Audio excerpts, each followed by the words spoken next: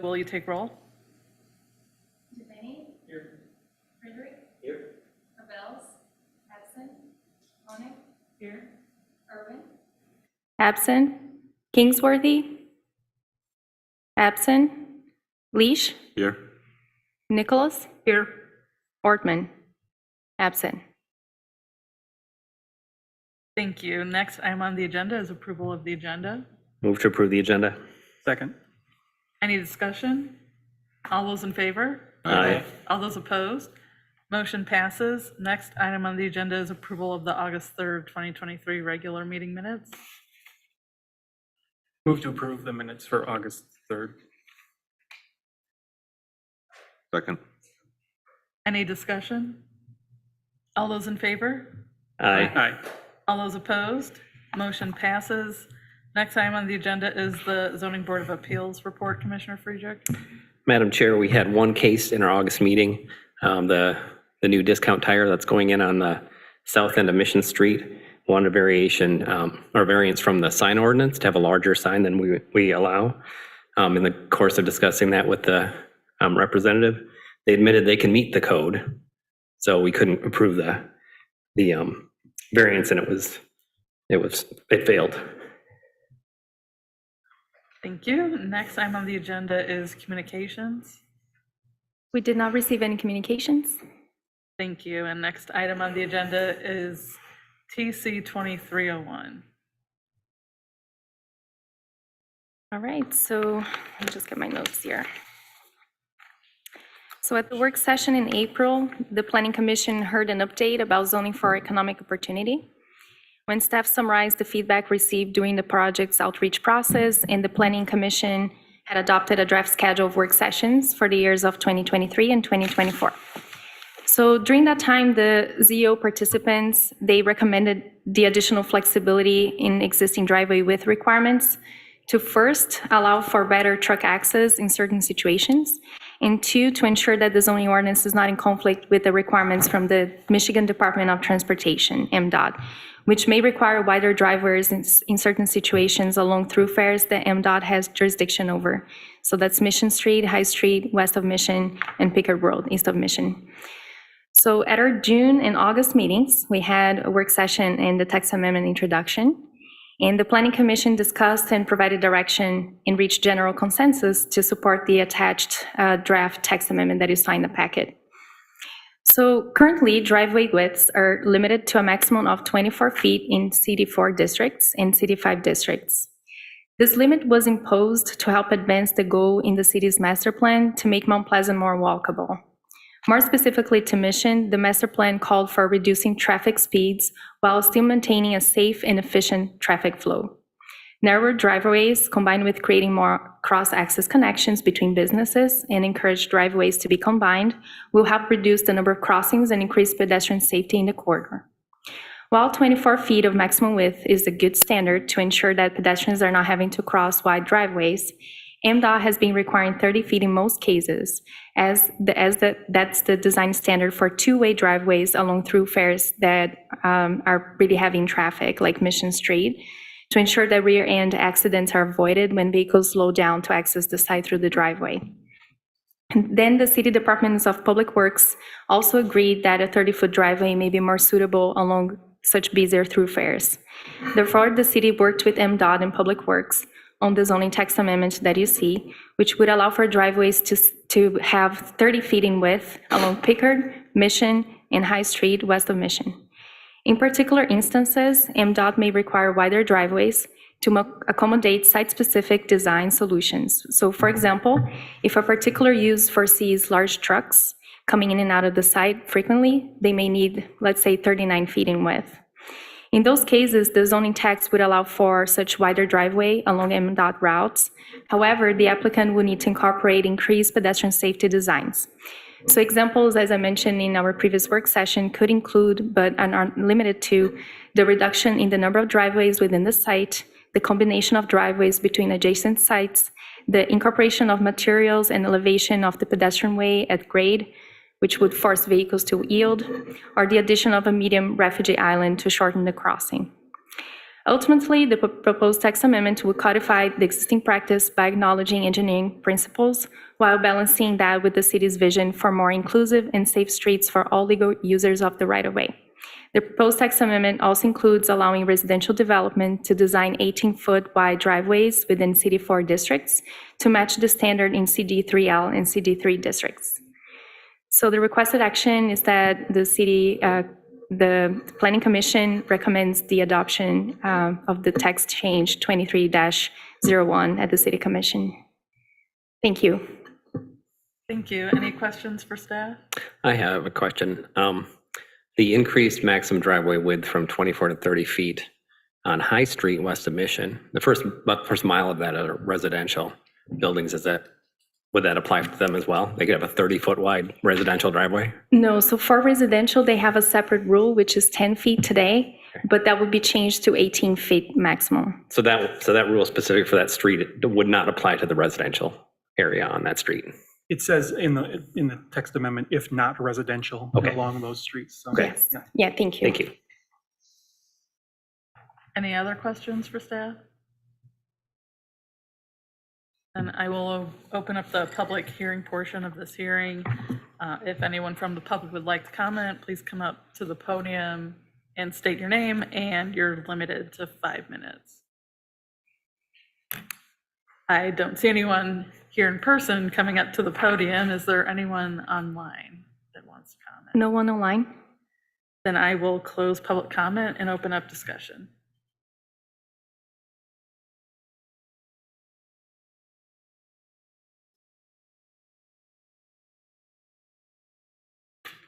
Seems like it was well thought out. I don't really have any objections to it.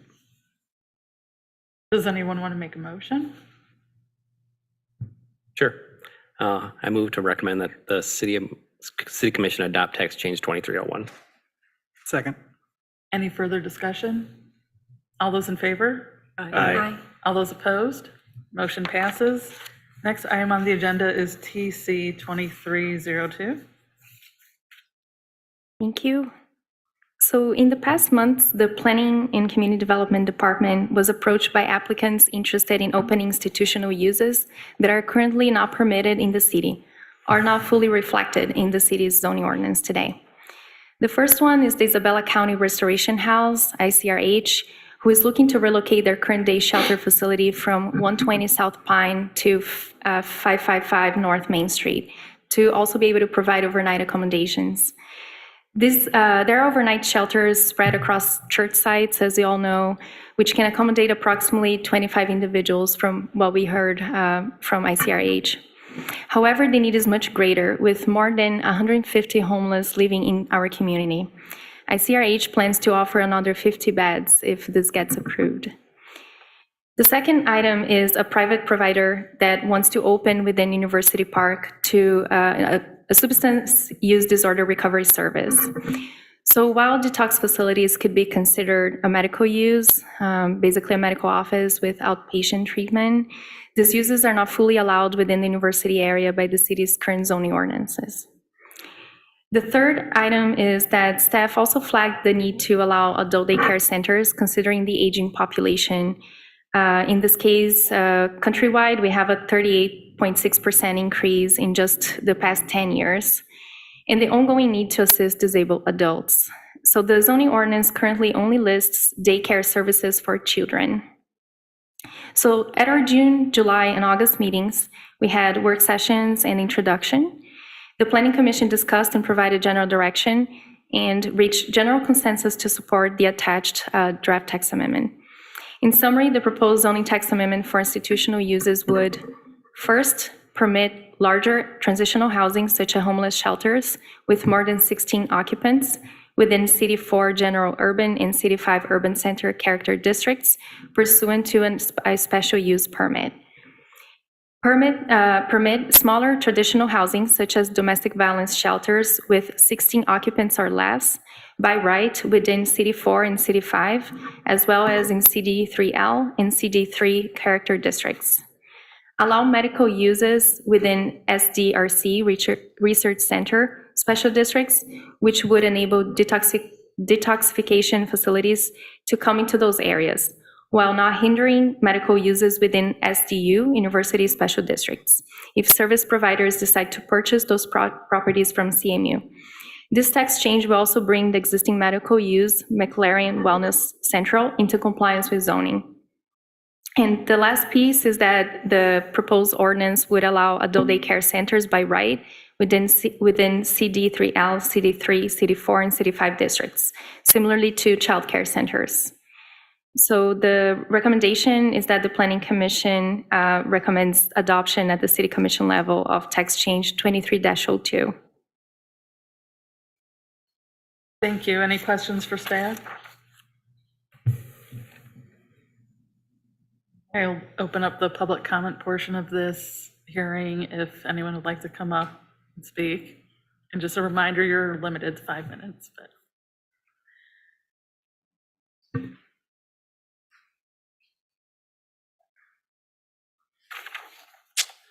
Good evening. I'm John Mack. I'm here representing Central Michigan Free Methodist Church. We have been partnering with ICRH now for the past 10 years, and we've been extremely impressed with the organization, not only with their compassion for the guests, but also we've seen them do a wonderful job of not only being compassionate to the guests, but also to help encourage them, in fact, require them to take ownership in the situation and helping to work themselves out of homelessness. Though we as a church congregation, a small congregation of about 60, we've struggled each year in not only while trying to provide meals, also trying to fill the 70 plus spots of volunteerism that are required during that week to be able to host the rotating shelter. Excuse me.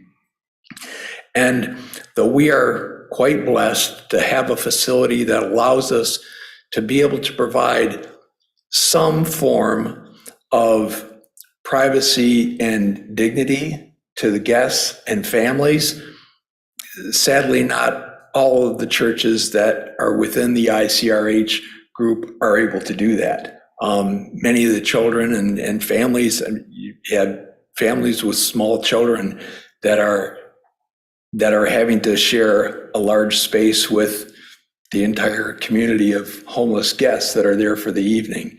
And I can tell you that for myself, it breaks my heart every time I see a family with little ones coming into a shelter, and knowing that as much as we try and love on them and make them feel comfortable in their surroundings, it has to be a terribly frightening thing for a child to not be familiar with the place that they are staying that night.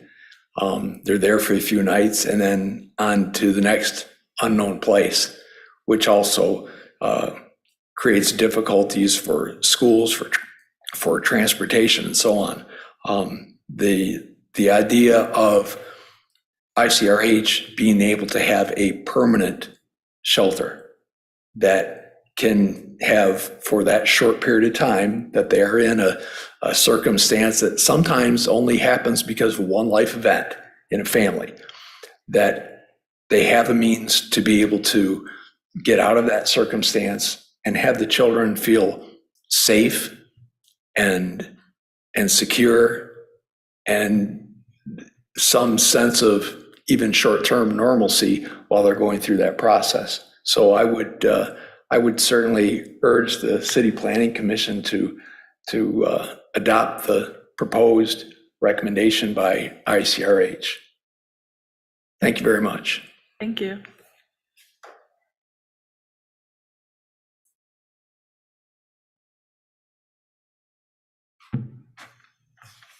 Hello, my name is Laura Cochran, and I'm here representing St. John's Episcopal Church, another small church that has been involved with the shelter since it began. I think all of us here have been here from the start for the past decade and been volunteers. And in that way, we have watched ICRH grow to to the benefit of not only Isabella County's unhoused population, but the entire community. This shelter brings together people from across the community that would not otherwise know each other. So there are a lot of people networked throughout this community that are rooting for the shelter to help it grow. It has grown tremendously in the past 10 years.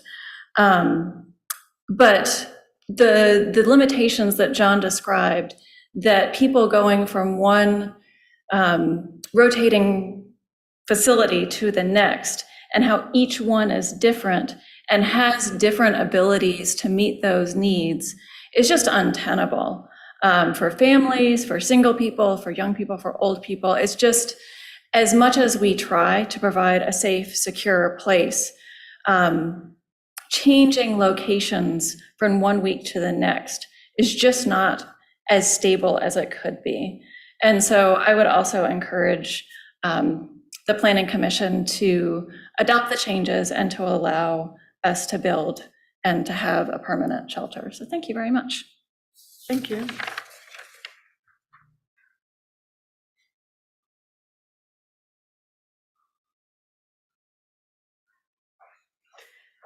Hi, my name is Norma Bailey.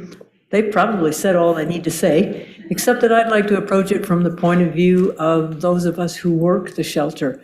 The guests need what is being presented here today. But I've been with the shelter for 10 years. I started literally when we were open for about a month and a half, and it has grown and expanded. I originally worked simply serving the guests when before they would register, and then they would go to the overnight shelters at different churches.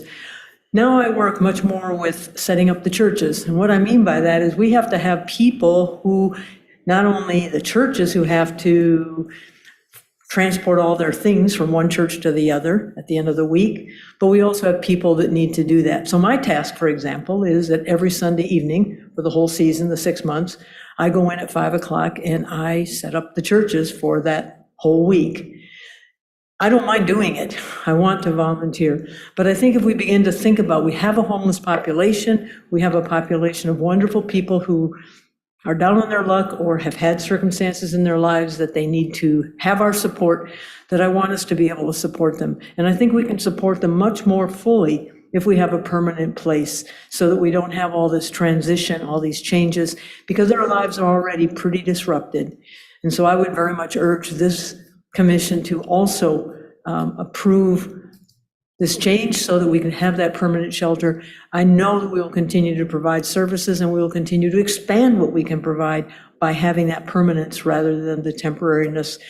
I also know that the churches will be right with us. I've worked with both those churches and every other one, and they will be right with us, but now their role will be different. They won't have to house them in their place. They will be able to come to ours and help us with meals, help us with the guests. And I think we know that they will continue to do that, but having the permanent place will provide that for us. So thank you very much. Thank you.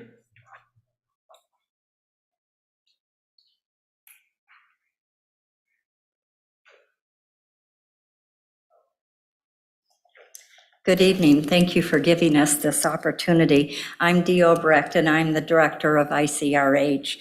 And they have spoken wonderfully. I'm proud of them. No coaching there, but they speak passionately from their heart.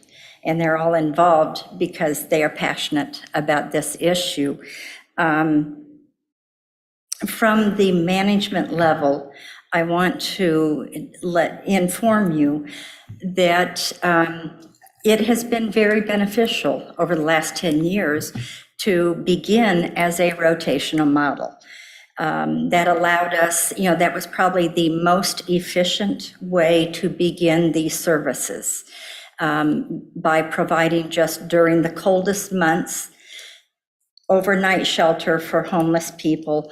And we've partnered since the beginning with the Soup Kitchen, making sure we're connecting people with the Soup Kitchen. And that was the most efficient, quick way to get something done to address homelessness in Isabella County.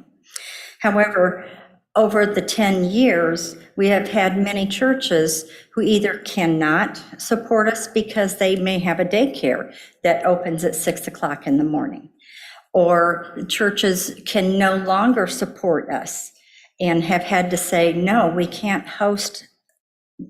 We've lost our pastor, or, as John said, his church is a smaller congregation. We have congregations that are older retired people primarily, and they don't get out and help. And when we ask churches to host us, they provide the evening meal, they provide volunteers, and they pay the utility bills.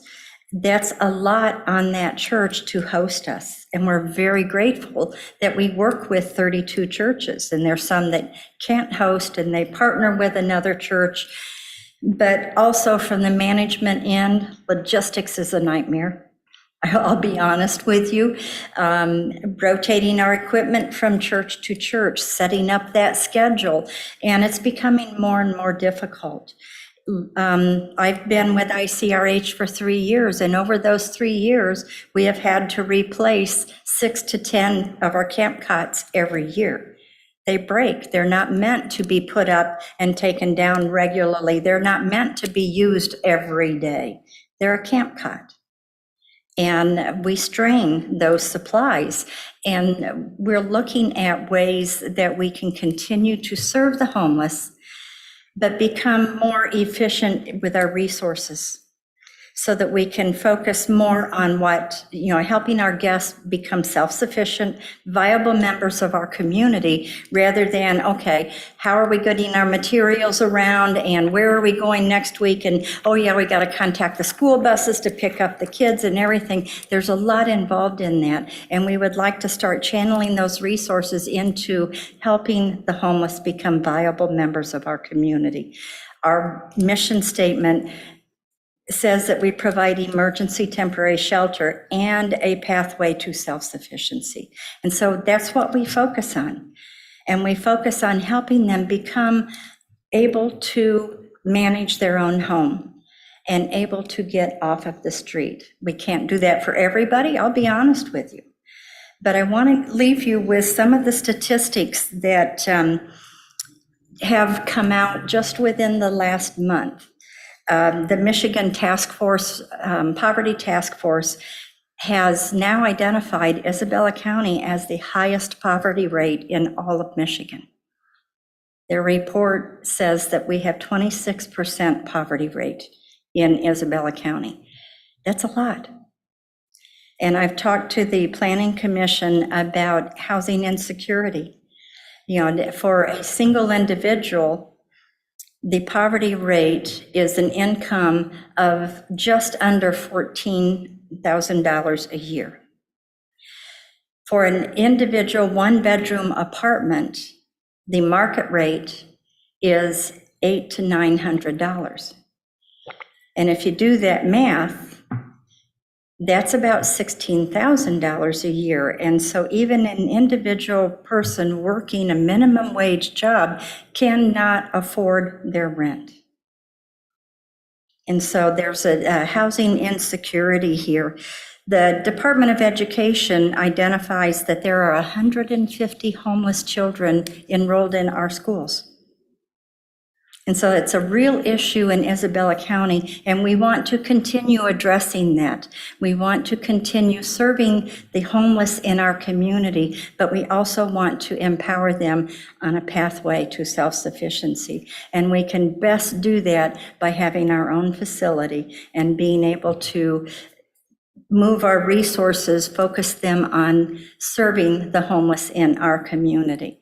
And so thank you very much for considering this and developing this amendment for us.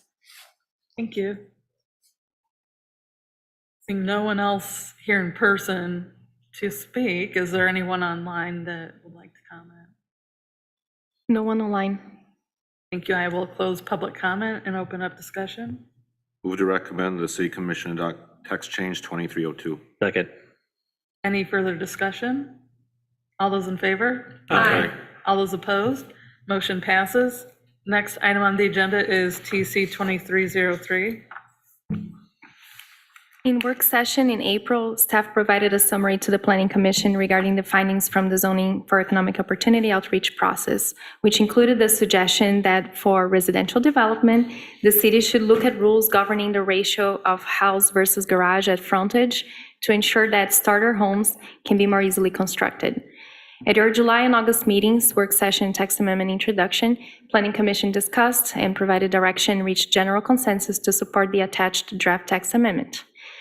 Attached garages are currently limited to be either located within the backup properties, or if located closer to the front facade, garages must occupy at least 50% of the total width of the building. This design control was put in place to ensure that the garage is not the prevalent design element of the facade of residential buildings. While such ratio to house versus garage at frontage can be an important rule to ensure quality designs in the city, it has been hindering the ability of property owners to design two-car garages in smaller lots. The proposed text amendment would first exempt two-story buildings from such 50% requirement, since the second story provides visual relief from wide garages located at the ground floor level. And two, increase the maximum percentage from 50 to 60% for single-story homes, which would enable 50-foot lots accommodate two-car garages. So the recommendation is that the Planning Commission recommends the adoption of this text change 23-03 at the City Commission. Thank you. Any questions for staff? I will open up public comment if there's anyone that would like to comment. I don't see anyone in person coming to the podium. Is there anyone online? No one online? Okay, I will close public comment and open up discussion. Recommend that the City Commission adopt text change 2303. Second. Any further discussion? All those in favor? Aye. All those opposed? Motion passes. Next item on the agenda is the 2023 updated meeting schedule. Thank you, Madam Chair. So as you recall, I invited the Planning Commission to attend the Planning Michigan Conference, which will be from October 4th to 6th. And we had our meeting scheduled on October 5th, as it's the very first Thursday of each month. And so the suggestion is that we move that meeting to September 28th. Therefore, the requested action here is that the Planning Commission adopts the proposed updated 2023 meeting schedule. Thank you. Any questions for staff? I'll open up discussion. Move to adopt the proposed updated meeting schedule change. Second. Any further discussion? All those in favor? Aye. All those opposed? Motion passes. Next item on the agenda is staff report. So we approved SPR 23-17 for 1217 North Mission. It's a Wilson property area, and Wilson Properties have a big building in that location that they just needed to replace the structure's roof, but also add a wall extension. So any change in the principal building triggers our review. So we went through the project and everything was compliant. So we approved the project on August 29. Any questions? There isn't any questions. Would anyone like to move to adjourn to the work session? Move to adjourn to the work session. Second. All those in favor? Aye. All those opposed? Motion passes. Do we need a break before the work session or? Okay, now starting the September 7th, 2023 work session. Thank you so much. We have 3 pretty intense items to discuss. So I think the most important thing is to have your attention, and please interrupt me if you have questions along the way. I have a slightly different situation today. I prepared a slideshow, especially on the first topic, to kind of break down the items that I mentioned in the staff report. That's good because it was a little hard to visualize in my head. So. I imagine it's a lot of zoning language there. So the first item will be building standard requirements in commercial districts.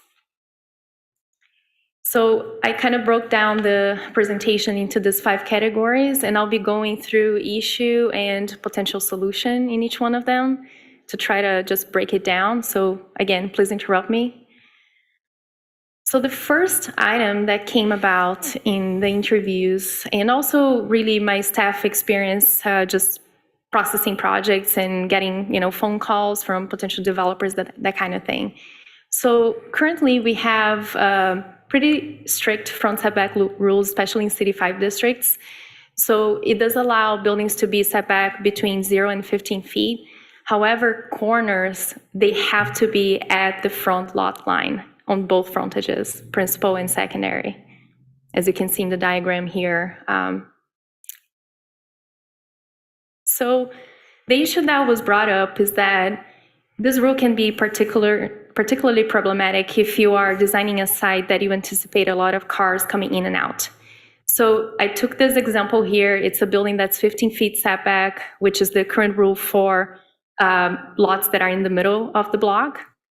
And if you would to situate a building at the front lot line, this is what will happen. You will not be able to see traffic coming when approaching that corner. Obviously, the ordinance does take care of that. It has language allowing you to basically create a cut on that corner so you can see the traffic coming. But as you can see here on the diagram in the bottom right, that would dictate the floor plate of a corner building. This could be something that we designed in the past, with some of our historical buildings and historical downtowns. But on Mission Street, I question if that makes sense.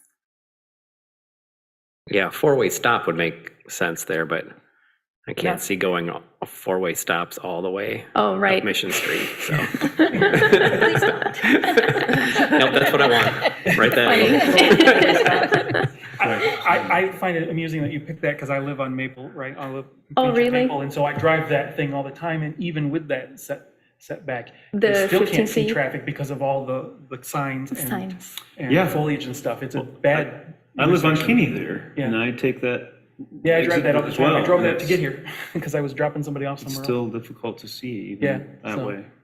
I wonder if there's also questions about like if The you, 15-foot. well, playing around with the frontage, but also just like the things that are also allowed to be the Obstructions. obstructions in that space.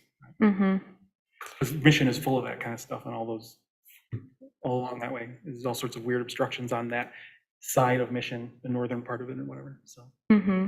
Yeah, luckily this type of signage is not allowed anymore, but we do have them. And, property owners can keep that if they're not Right. removing it. Even if they're changing the business, they can just replace the business title. The perennial going out of business furniture store that was there for 5 years. Yeah. Liquidation. Oh, yeah.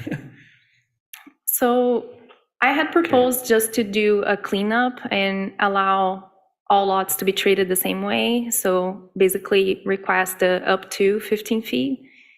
But again, it's up to.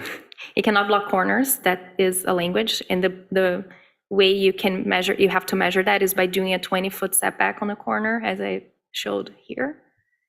But yeah, in City 5, we have a 15-foot setback requirement. City 4 is a 20-foot, so they're not very different from one district to the other.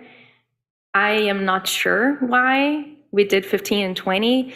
My theory is that the upper part of Mission is a little bit narrower, so maybe the consultants, they were trying to keep all buildings roughly at the same line when everything gets built out in the future.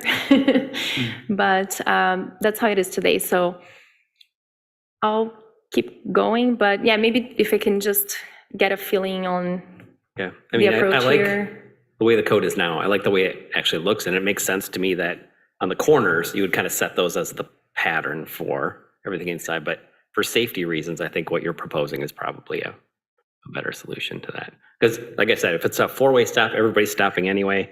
Even if you're right up on the corner, you're not going to crash into somebody. But on a road like Mission, especially with how fast the state allows Mission to be, it's tricky to pull out of there as it is, so.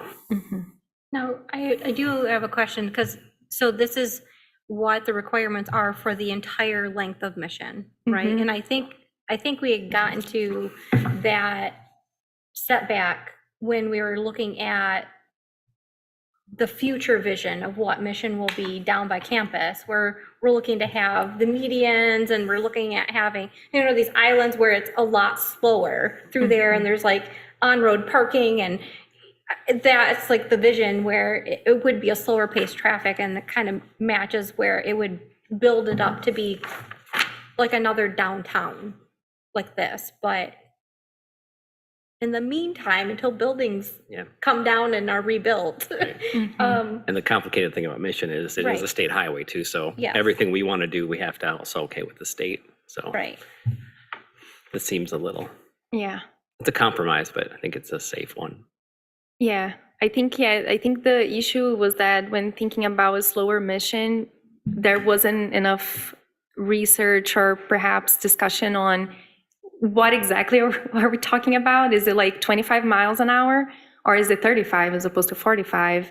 And then what are the intersection treatments? We have some conceptual ideas on the master plan, but yeah, it's a conceptual plan. It's not yet done, and so it's hard for us to have a zoning ordinance that is working with what we have. Yeah. So I guess, trying to find middle grounds has been the goal, to ensure that we are not losing the vision, but at the same time accommodating for items that we don't see fit in the area. So I And can for a move on. little bit of historical context, I know the time of this really robust public engagement process for the master plan. I remember going to some of these sessions and the design charrettes, there wasn't a discussion of exactly 25 versus 30 versus 35, but rather it was, you'd see like green, blue, and red dots, and red dots are places where you put their constituents in Mount Pleasant and put down, often Mission Street intersections have red dots all over the place because people who actually vote for the politicians here really do not like Mission Street as it currently is. And with the amount of dangerous intersections, and a lot of it's tied up in the speed. Is just, I got a couple questions just from, random coworkers at CMU in the past couple of weeks. And so, that I just want to note that we have the broader conversation about stakeholders. There's all these city residents who vote, and they weren't too happy with what Mission Street is. So this sounds reasonable to change. I just want to make sure that how we frame the conversation acknowledges that stakeholders who vote in the city weren't necessarily the people who showed up at the economic opportunity thing in the spring. Sure. I agree with that. And it was with the maps of the city. I mean, I would say like 90% of those red dots went along Mission. And so it's, they talked about like just the safety of how many students walk over to the university across Mission in that area, and just trying to keep that pretty much High Street south, like moving that to being a walkable area and safely walkable. So that was the master plan vision, was to move that area to rebuild itself into like a walkable downtown area. Right. For sure. Thank you. Yeah, that's super helpful for And sure. it wasn't just 3 or 4 people that came to this No. vision. It was It a was a lot. lot of people. Yeah. Yeah. Yeah. That was one of the most commented things on I can recall at the time of just observing the public engagement sessions that were held. Yeah. And you probably hear more from developers and builders than you do from the Right. citizens who went through that too. Yeah. So Yeah, I definitely don't try think not to I be ever too got lopsided. Yeah, I don't think I got a call from a resident, hey, what are you doing on Mission Street? Yeah, I haven't got Right. that. Yeah, Yeah. so yeah, appreciate that. They're wondering, they're just not necessarily used to going to know who to contact at City Exactly, Hall. yeah. I know someone on campus had asked me they were curious about, whether people can make left or right turns or where signage was, so I directed them to, Engineering and Public Works a couple weeks ago. But Okay, there's a lot of people who live in town who are concerned about, Mission Street as it currently is, thinking the speeds are too fast. No one's inspired. I've known people who say, I avoid Mission Street on purpose because of how it is currently. So those are the people who didn't show up this past spring to speak of the economic opportunity thing, nor, if they were invited, they would have shown up. But I just want to make sure that yeah, that's clear in the noted. framing of this. Yeah, for sure. Good. So the next issue is that when looking at Mission Street as a whole, I asked our engineering department to map the right-of-way The right-of-way changes extensively along the corridor. Some of you may know that, but I have a map now, and it's basically between 70 and 150 feet in width. And so with that change, and the setbacks, they apply to where the property boundaries are. So the front setback would basically be pushing and pulling along the corridor and not necessarily aligned. So I just wanted to note that, and there is no language in the ordinance that takes care of easements as well. Obviously, if there is an easement, we can then apply the rule from the easement and forward, but it's not there written in the ordinance. So I just wanted to point that out. In this situation here, you see Mission, the right-of-way going from 95 to 150. And then the property boundaries are shown in red. So you can see in the dotted line how the setbacks as they apply today, what that will look like in this particular intersection, including the corner situation here with the 20-foot cut that I talked about. So is that pretty, it sounds like you're saying that's pretty consistent that property boundaries are not aligned with the street? So yeah, property boundaries, they are not aligned along Mission. So that's why we also have sections of Mission that are a little bit more pleasant to walk because the sidewalk is farther from the curb versus this kind of situation that you have a narrow right-of-way with property lines aligning with that right-of-way. The people that came before us really screwed it up and left us with this mess. It is very odd, for sure. It's gotta be like pockets of development at different times. Yeah, that sure, just yeah. slap together and like whatever. Yeah. Yeah. Yes. Well, Manuel, I'm not really sure what we can do about that. Close it So, all and start over. Would it, I don't know if, because, I don't know, I'm just starting to mull this over of like, would it be possible to have it in the interpretation that it's more with like the alignment setback from the street instead of their property line? so you could do from the curb, the Just existing just so curb? that it's not, so it provides it more consistently down the street instead of like back and forth, how it zigzags with Yeah, property lines? Only problem is this distance, here from the curb to the property line seem to be much bigger than 15. So I don't know exactly how we would tackle that. It can be, And if Quite somebody builds into complicated. the right of way, is that going to cause a problem for them in the future? oh yeah, they cannot build it right away, for sure. They cannot build out of their property line. But yeah, I think, let me just move to This is Yeah. a question born of I just have no Sure. idea because I'm not, but how is the right of way set? how Is the right of way set? is it set? Like what is determined that is 150 feet? MDOT. MDOT. Yeah, okay. so this is probably something fault. from a long time ago. Yeah. okay. And I'm not sure what came first, but I imagine that you had some plots, that were already there, some buildings that were already there. And so they probably mapped the right of way when they cut the, Oh, yeah, I mean, The street through. There's that stretch of Sweeney that goes from Bluegrass to Broomfield that's an S-curve road because of all of the weirdness about who wanted to give up property and all that kind of stuff over there. So I understand. Yeah. How easy is it to alter the right of way? probably very difficult. So one thing that would need to happen is if, let's say, the right of way that is wide here gets pulled and made it narrower, then we would have a gap, so the city would need to own in between. The city wouldn't want to do that. And then property lines, you could then sell that to property owners and extend, but then you have to go through each property owner and offer that. So it's probably too time consuming for the undertaking. And then if it's the inverse, if you want to widen it, MDOT or the state would never want to, pay for, property owners to buy their land. That is very, very expensive, and it's just not gonna happen. Right, okay. Yeah.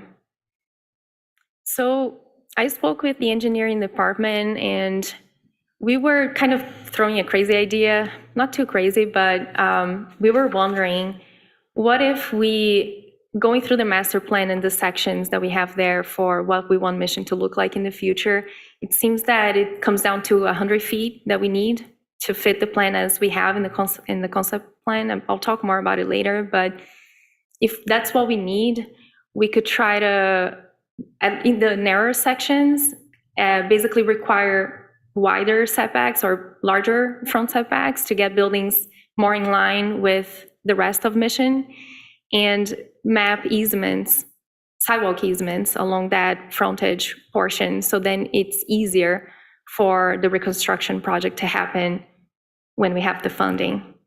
So that's something we could start doing slowly, in each application that we get, in each redevelopment opportunity that we get, we can start doing that.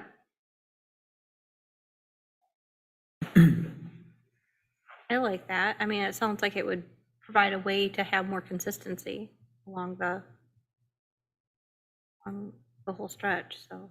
Yeah, that would be the ultimate goal. I know that we want to go narrower. We want Mission to be narrower with buildings closer to the street, so it feels more of a room, and then traffic gets lower. That's the goal. But yeah, I think we need at least 100 feet to fit everything that we have in the plan. I'll keep going. There's a lot. Off-street parking location. This is a very difficult one. So parking today cannot be located in front of buildings in the first lot layer or along the side of buildings within 20 feet from the facade. So this is the lot layer diagram that we have in the ordinance. The first lot layer is the dark blue. The second blue tone is the second lot layer. It's only applicable to the principal frontage. And then the light blue is the area where you can do parking today. So obviously the goal for this is to have parking as far away from the curb as possible. So we create more of a walkable environment as opposed to a vehicle-heavy and vehicle-oriented environment. You heard this many times, nothing new, but developers, investors, chains that may want to come to the community, they look at the ordinance and they're like, no, we're not going there because we want parking to be in front of our buildings so we can show off how busy we are. And it's just the development pattern and format that, all these kinds of businesses want to develop. So that's a common situation, and obviously because we are still working towards compliance with the new ordinance, we have several non-conforming situations along Mission Street. So let's say that we would to allow that. We would need at least 39 feet of a setback in order to accommodate one row of parking in front of a building. That is not going to be consistent with the master plan, with the goal that we want to narrow the street, bring the buildings closer to each other, and slow down the corridor, right? And so a middle ground solution here would be to enable parking to encroach on that second lot layer, not the first, so not in front of the building, but along the side of the building. We can see buildings like this in several areas, but I wanted to look at downtown as a way to see what it looks like. And so here is an example of a building that's at the front lot line, and then this is the situation that we could potentially have if we allow parking on the second lot layer. You will have cars right next to the sidewalk, but we do have screening requirements for the parking lot to be screened from the sidewalk. So either this wall here would be a brick wall or a vegetated hedge that would be between 3.5 and 5 feet tall, which kind of doesn't really cover the whole car. That's not the main purpose of it, but the purpose is to delineate what the public realm is and what the private area is. So I don't know, that's a way that we could go if we wanted to give a little bit more flexibility, so we can still have parking somewhat shown when you're driving through the street, but not necessarily in front of buildings and pushing buildings back, which is against everything that got decided in the past. My comment on it is I've only heard of this opinion here locally, that the same businesses that are going into these open buildings that for businesses to go into, I mean, the developers of, and the owners of the buildings locally are the ones speaking this, but the the company, like, the restaurants and so on and so forth, have been very successful and very happy to go into buildings in other communities that have buildings right up to the sidewalk and parking and back. It has not been a challenge for them to be very successful in downtown walkable communities in other areas. So I really don't see that as a real challenge.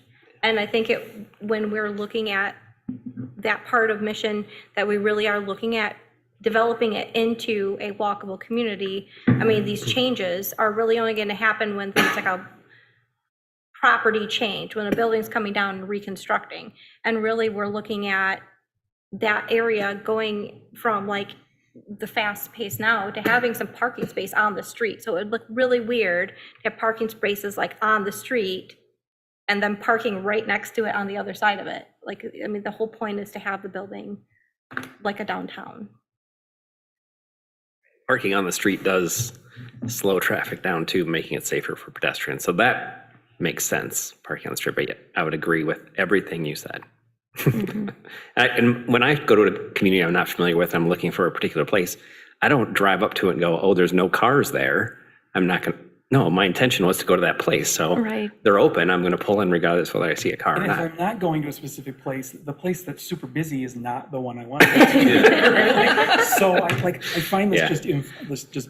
this bizarre, this notion that like they need to showcase. Yeah, so I don't know if they parking have on the that. street, like what Yeah. planet are you from? It doesn't make any sense. Especially when you look at, say, apps we might have on our phones for restaurant reviews, Yelp will mention bike parking, which we have that in, this plan, but they're not saying, here's X amount of cars we're showing off for you to go to. The crazy parking lot at Texas Roadhouse does not make me want to go to Texas Roadhouse, right? Right, like it doesn't, yeah, it's if the goal is to design a more walkable downtown-esque sort of space, like layers and layers of parking and big box strip malls, we can just go look at Bluegrass and go look at how ugly everything is out there. Right. That's not the goal, so. Right. I don't necessarily have a problem with the idea of letting parking happen in the second lot, on the secondary frontage or whatever, the second lot layer or whatever. I'm not, in theory, I don't have a problem with that, but like, I don't, like, yeah. The argument that they need to see people, and I don't know if they've had that backed up with research or that's just the perception of the industry, but Yeah. it doesn't seem to make a lot of sense to It's me mostly personally. from like real estate agents representing commercial tenants that want to come to the community, mostly chains. And they are used to build in a certain way. So small building with parking all over, right? We don't want that model on Mission Street from what I can tell from the master plan and the zoning ordinance as written, which came even before the master plan.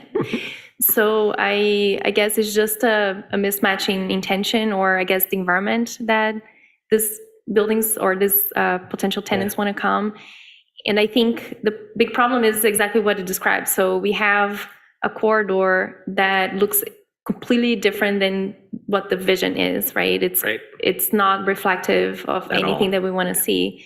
And so sometimes the current conditions are actually driving more or some types of development that want to come to the community. So they see Mission, they see it's a state route, there's a lot of traffic vehicle or a lot of traffic counts, and they see that as an attraction to come to the community. But then they see the zoning ordinance and they see that it's supposed to be like downtown, then they're like, no, that's not the type of area that I want to have my establishment.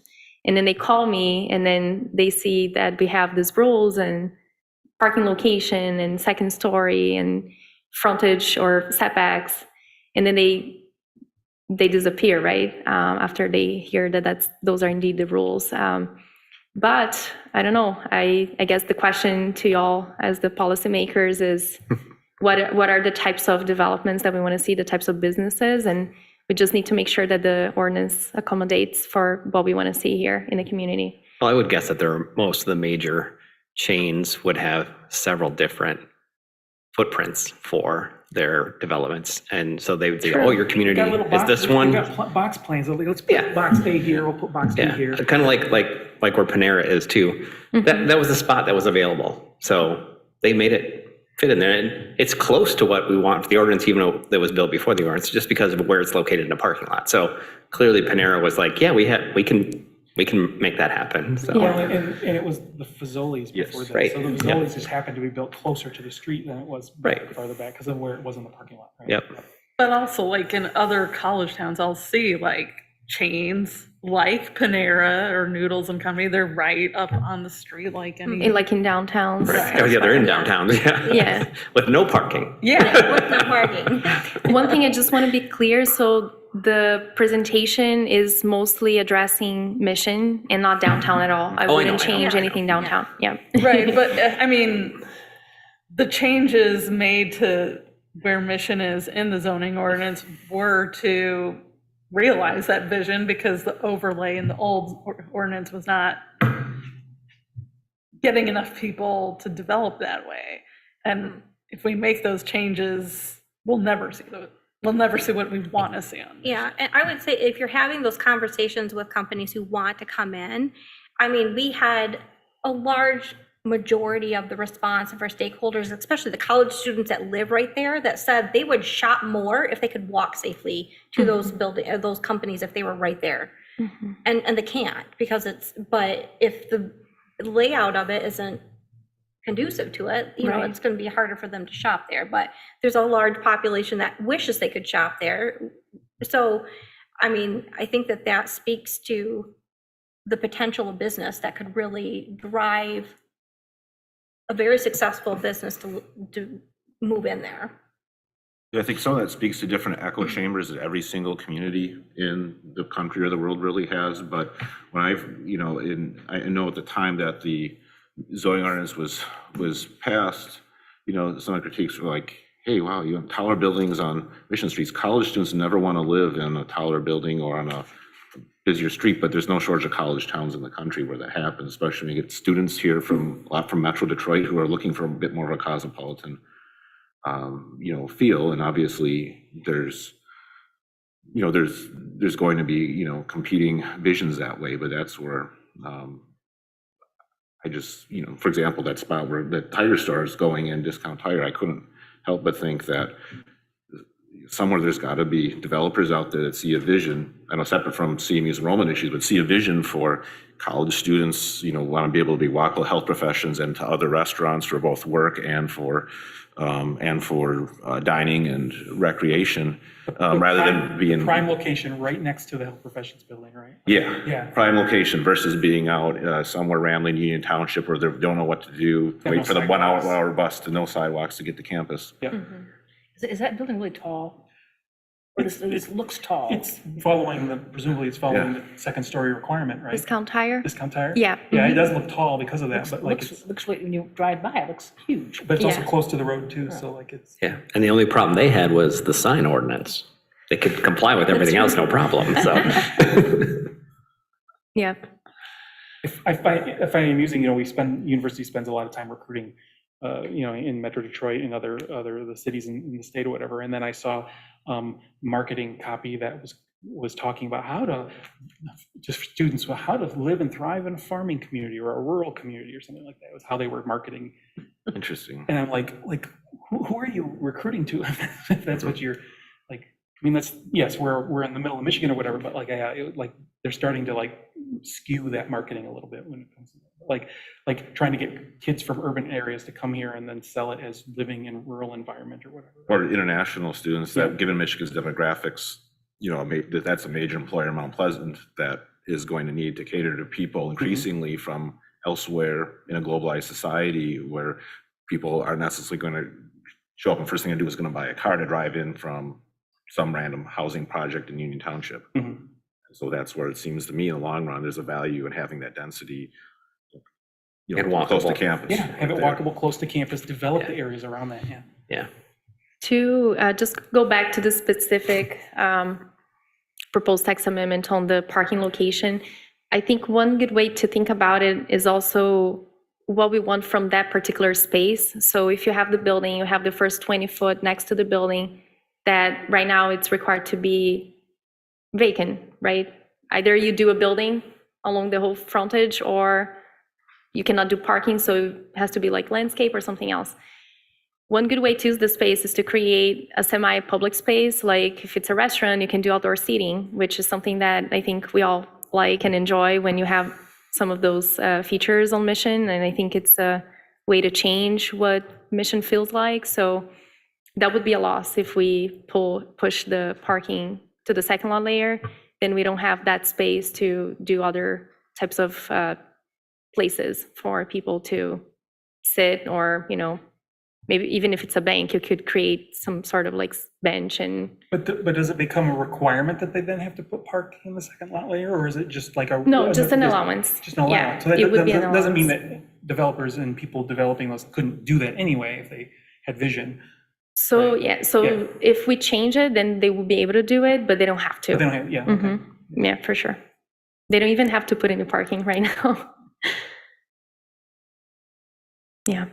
So, yeah, can I get a little bit more I'm not really that interested in in this making one? that change, I don't think. How others are feeling. I mean, I said I don't have a problem with You it, but I don't- also don't strongly Yeah. support it, so. Yeah, I mean, the point that Manuela made too is a good one too. I mean, Mhm. and that could be a suggestion for somebody coming in and say, yeah, they got the second lot layer, you're not putting a building there. How about put something other Some cool cool that it's going to spaces. draw people Mhm. to your business? So, Right. because the parking lot doesn't really excite me about going over to Qdoba because they got a great parking lot. All right.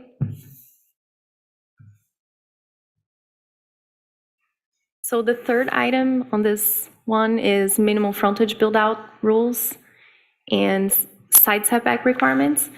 So in CD4, we do have the 60% frontage build-out requirement, as well as CD5. But in CD5, we also have a maximal side setback requirement of 24 feet. So what does that do? So basically, if you have a frontage that's 100%, at least 60%, so more than half of that has to be occupied by a building. The idea here is that you have more of that enclosure, right? The thing is, on CD5, when you are locating where the building is on the property, you have to also comply with it up to 24-foot setback on the side. Therefore, your building has to be centered if you want to do 2 driveways, if it's a large site, and if you want to do it in and then out in a loop kind of side flow. And then I just want to also mention that there is a little allowance here for a wall to be counted as the 60% rule, in case you need a little bit more flexibility with that. So the issue that I've heard from the stakeholder engagement was that these rules, they often pose conflicts with how you're designing your site, especially when you're doing drive-through establishments that require a lot of space for side flow. As you know, drive-through stacking lanes, they cannot conflict with parking spaces and side flow for obvious reasons. So when you're trying to come up with the perfect side flow for a pickup window, and then location for parking, and then you're also and then you have to put the building right in the middle, that may not work, or in many cases, designers are not able to work on that. One site that was particularly an issue was where the La Señorita Mexican restaurant used to be. So there were folks wanting to redevelop that, and they couldn't make it work with that width. So I would also note that the 60% rule with the 24-foot setback rule in CD5 creates an inconsistent kind of framework for sites. So depending on your lot width, you either are not able to accommodate to a 2-car driveway, or you could be required to do really large floor plates. So if your site is kind of wide enough, then you have to build a lot in order to satisfy both rules. So that frontage built out is not going to be 60, it's going to be like 80%, for example. So here's just some stats on the math that I did. And then this is probably a better slide to stop, which gives us some data to work with. So we had engineering measuring all sites that in front Mission, and this is what's represented here. So we have 170 properties. And then when looking at the percentages, we have 26% of lots that would not be able to fit a two-way driveway. And then we have 65% of lots that will need to build more than 60% of the built out. This can be an issue. Obviously, it may work, depending on what you're proposing, what kind of use, what kind of building. But I think with this one first, so not being able to fit a two-way driveway, if we could get Can I interrupt you for a second? Can you Yeah. define two-way driveway for me? Yeah, so we would need at least 22 feet to fit two So cars. two cars go past each other Yeah. in the same driveway. Yeah, Okay. I consider 24 just because that's the driveway width maximum today and the setback maximum today. It's more of representative of a Mission Street type Okay. of corridor. So 24 feet, 12-foot lane and a 12-foot lane, basically. Okay. Yeah, so either they will have to combine with the driveway with the adjacent property owner. And I can tell you, I've tried to facilitate that, and it's very, very difficult. Not that it's impossible, and we should keep trying, but sometimes there's just no option, Mhm. and people don't want to do that, and there's nothing we can do to force that move. So, yeah, sites like this, if they don't have cross connection in the back, if they can't combine the driveway, they're stuck in providing any parking, and we don't have parking on the street yet. So it's kind of moot, This one is more regarding the financials, right? So you have a large site, it's attractive because I want to do a type of development, I don't know, let's say a drive-through that requires a lot of site space for cars to go around. The building footprint just have to be very large, and that the square footage that needs to be built and maintained often gets break deals for developers to come to the community. And again, this is the stories that I've heard because the outreach was focused on real estate developers, property owners, and stakeholders, from like home builders associations, some associations like that. But yeah, it is something that I've heard, and I also heard from random phone calls that I got. A question. You said that the senorita couldn't be built the way it was. Was that a zoning issue? That's the reason why the person turned down? Yeah. They wanted to do X and we didn't allow X? Yeah, and we had probably like 3 rounds of drawings that we revised. And then in the end of the day, they just, okay, this is too complicated, we're out. Yeah, and it was the flow of the site, they were gonna do a drive-through. It's a site that it's narrower, it's 120 feet. Technically speaking, it's the perfect width for zoning, but they still couldn't do it because also the adjacent property owners didn't want to combine the driveways. So, yeah. And they couldn't do the 60% built out with the drive lanes kind of going around the site. They weren't able to comply with it. So it was because of the requirement of the building width? The building width, yeah. And so if they had a narrower building on the site, but they could have. They would be able to do it, yeah. And I can only give a 5% waiver. So even with that 5%, I couldn't make it work. I don't know how it would be possible to do this with a zoning ordinance, but it seems like there should be some sort of incentive for adjacent property owners to, share the driveway. I mean, I know that's been a goal too, to not have to go back on a Mission in order to get to the next property because parking lots aren't adjoined. Yeah, the good news is that you may recall that the DDA had freezed their funding for any Mission Street improvement in order to build a big chunk, to then spend in a specific special project. But I believe it was in the very beginning of the year, they decided to finance again certain improvements, which now includes the combination of driveways. And I think just that, not cross connections, because that's in the back of the property, but I believe that, yeah, combination of driveways will be included in, I guess the DDA could provide assistance with the cost, not cover everything, but it's something that the city used to do in the past, maybe less than 5 years ago, and stopped, and now they are gonna bring that back. So I did mention that to one of the property owners, and it's slow, but maybe. So what's your proposed compromise for this? So I guess then I have another issue with the 60%. So aside from all of that, the inconsistency and all that, it's also pretty unclear how we should enforce the 60% built out. If it's only along the principal frontage, if you're on a corner lot, or along the principal and secondary frontage, we don't have anything in the ordinance dictating that precisely. So I went back to older PowerPoint presentations when the zoning ordinance was adopted, and I found this illustration, which seemed to show me that I have to apply the 60% built out rule along both frontages.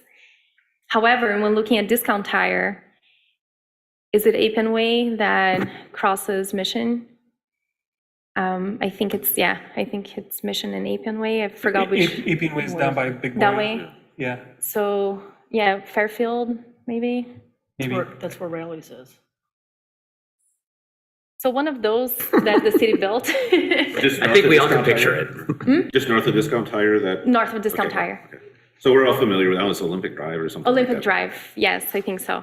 So, yeah, so in that situation, I would have considered that a corner lot, but we did not require 60%, so maybe, maybe because the street kind of looks like a drive, it is a street, but it's narrow.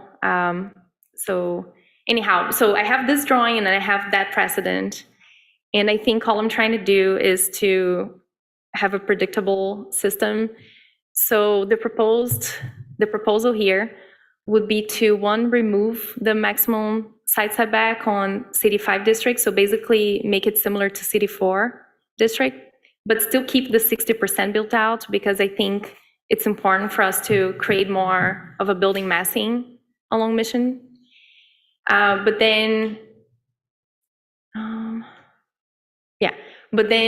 we could consider allowing a reduction in case there's really no other way.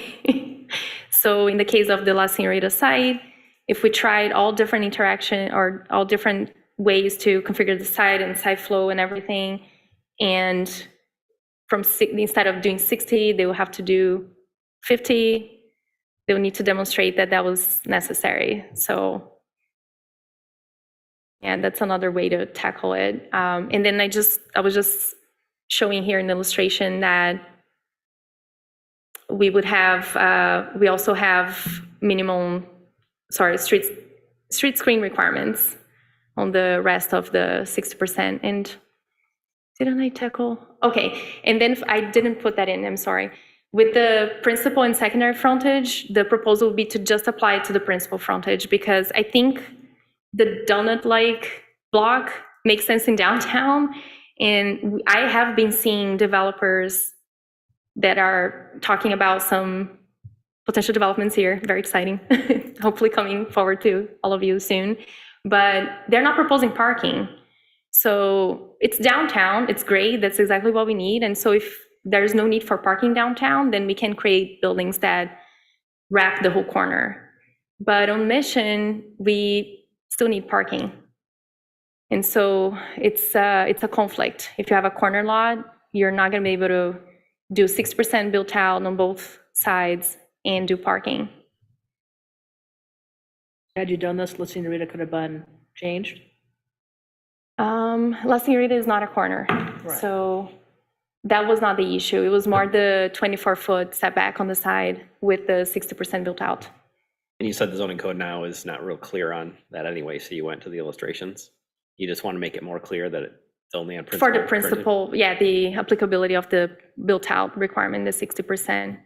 Okay, I think I'm okay with that. I'm fine with that. Okay. And then how about removing the side setback? I was just gonna kind of go back to, because some of the photo examples you had were the double drive-throughs. And we did have McDonald's go through a renovation and they wanted to add their double drive-through. And it didn't fit with traffic flow and da-da-da, and like the parking, and they wanted the ordering stations to be like right up front when like you entered in. And we had a negotiation because of, I happen to work in another city where the same owner owns a different McDonald's that has a drive-through with the things way in the back, and the flow is very easily and nice. And so we were talking about that and about how, like, so it ended up being a negotiation of that they had the single driveway. It opens up to the two, and then it goes right back together into the single. And so that, I haven't seen that it backs up traffic. It seems like it Is flows that the pretty. one on Pickard? Mm-hmm. Yeah, I don't see a lot of problems with people, because they also have the breakout lane to the right that takes you to parking and all that kind of stuff. So there's, like, people who come into the single driveway don't seem to have a problem figuring out where to go. Right. Yeah.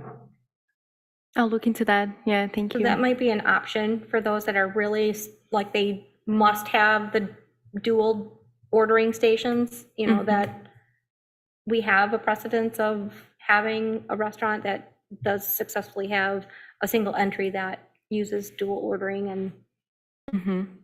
So single entrance, single exit, but then kind of branches up. Branches in the Yeah. lot, yeah. And that's in the back? mhm. Okay. The ordering stations are, they're in the They're- third lot layers technically. I would right? Turtle layer. say, yeah, kind of almost like at the back corner of the restaurant, and then Yeah. Then they wrap it around, they come together in front of it and then come back Right. around. to Okay. It's the one on the corner of Mission and Pickard, or Mhm. near the corner of Mission and Pickard. Mm-hmm, mm-hmm. Let me go back. So, okay, so you guys are supportive of the principal frontage clarification for the 6% built out. How about the 24-foot side setback requirement in CD5? So again, it's a maximum side setback, so no one can do 25 feet, 20, I don't know, 30. So one issue that I see is when I go back to the parking requirements, we allow in the third lot layer, which does include a portion of the side. So if you can only set back 24 here, you cannot do parking on anywhere here. You only can fit parking in the very back of the building. It may just be very hard to accommodate that.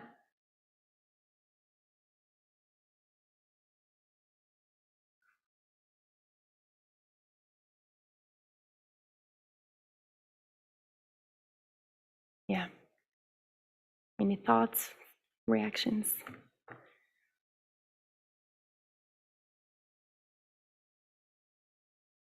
I don't have a strong opinion on it.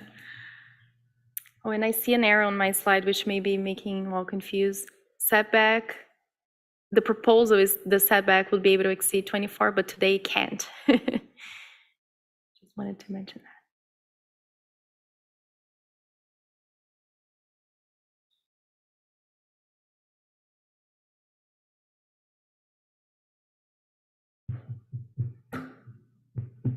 I can move on and come back later. Okay. Yeah, okay. I don't have a strong I'm listening, opinion on it guys. either, so Yeah.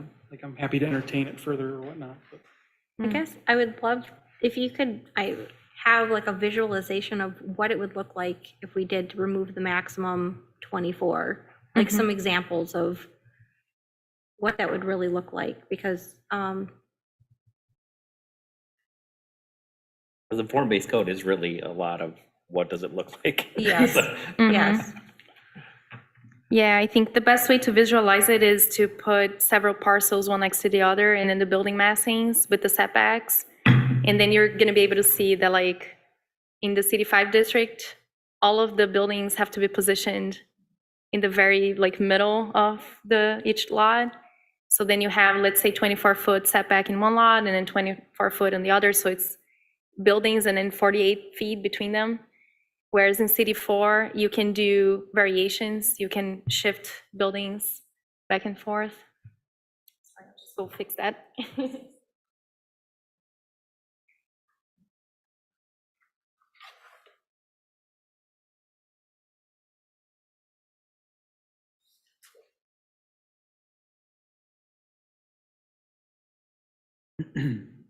But I can, yeah, bring drawings in the next meeting. Or if you can make a little diorama for us. Yeah, 3D model that we can play with. That would be so much more fun. I used to do that in my previous job. Whole map of the city, right? We just stick it in the middle of the room. Yeah. You bring cookies too, and Okay. I mean, do you really care how ugly the parking is in the back of the building? You really don't care, right? You want it to look nice in the front, but if parking's funky in the back, do you really care if it's ugly? Heck, no. No? It can be as ugly as it wants in the back, really. So it's more important again to have Sure. a nice look in the front, so that's what you're trying to do, right? I'm not sure if I understood. I think, yeah, I'm just talking about the maximum side setback that we have today doesn't allow any parking to come forward. Yeah. Because of, we need a 18-foot parking space and then 21 feet next to that for maneuver. So that's 39 feet. And so with the 24-foot maximum setback, you cannot do any parking, just really the drive access. And then the cars will have to then go on the back of the building and then park in the back, which obviously it is the ultimate goal. You know, if you think about urban design, that's what we want to see. We want to see buildings and we want to see parking in the back. We want to see cars in a walkable environment. That is the ultimate goal. But it just may be too strict with the current situation that we have and the types of developments that are coming to our town. So this is just kind of a way to find a middle ground. Yeah. And that also wouldn't require more than 60% to be built in case you don't have that. It would work like CD4 districts. Is this, maybe I completely missed this, but like, is the side setback on each side? Mm-hmm, mm-hmm. So like, that's where the rigidity is Yeah. an issue, where if you could vary it, Yes, they could yes. move the building around in a lot better. Exactly. So let's say I want to do, like 10 foot on one side because I want to be that close to the next building, and then 39 feet on the other, so I can just loop parking kind of around. Mhm. I don't have that flexibility today. In CD4 districts, yes, we do. We don't have the maximum side setback, but in CD5, either you don't do a side setback or, like it's up to 24, but not more than 24. So does this then bring this more in compliance with what CD4 is like? Is that? Yeah, so if Okay. we do this change, it would be more similar to CD4. Yeah. How that's working today.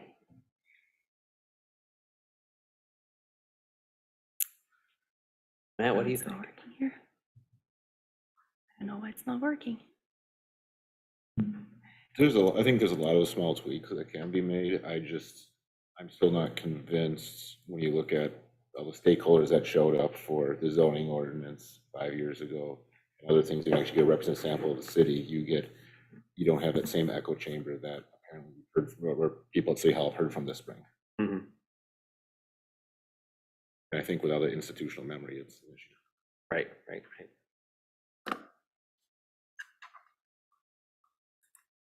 The computer froze. Apologies for that.